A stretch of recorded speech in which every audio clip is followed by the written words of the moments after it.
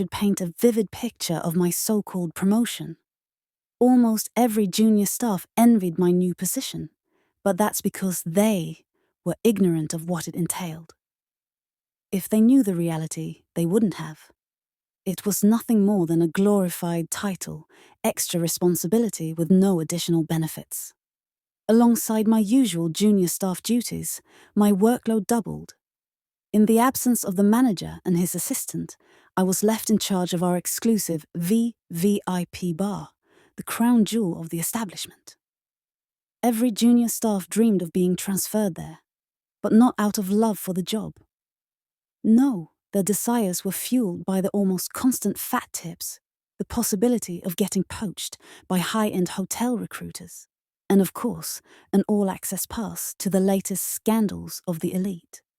For the young women among us, it was also an opportunity, an excuse to glam up their faces, tighten their uniforms and flaunt their assets, just in case a wealthy, single man was in the mood to mingle with the lowly but beautiful. I found all that drama laughable, a fantasy fueled by watching too much Nollywood. I had no interest in impressing a bunch of entitled trust fund babies who strutted around like they were demigods and gifts to the world.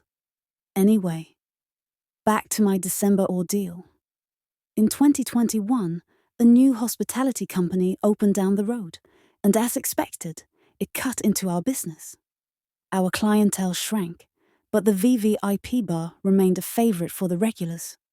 5 days to Christmas, our hotel, looking to cut costs, encouraged the staff to take their annual leave.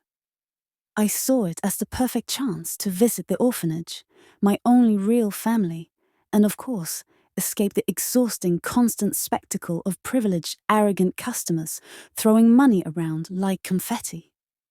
I quickly applied for my leave. But just as I was finalizing my travel plans, I was summoned by the assistant manager. Without explanation, my leave was cancelled. It was my first ever request since joining the hotel, yet it was denied without reason. I was livid. My plans crumbled before my eyes, but there was no one to fight for me, no justice to be found. I swallowed my anger, wiped my tears, and dragged myself back to work. By the 23rd of December, the managers and their assistants had all conveniently taken time off, with instructions that I must ensure the smooth running of the entire food and beverage section.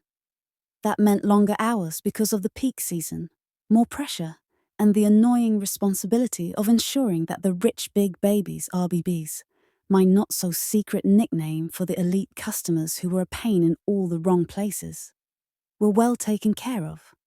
I was irritable, overworked, and barely holding my temper together when the worst of them all strolled in. Sohn. I had a special kind of contempt reserved for him. While I secretly resented most of the bourgeoisie, my disgust for Sohn was on another level. He was the perfect embodiment of an insufferable rich kid, a walking, talking reminder of my place in society.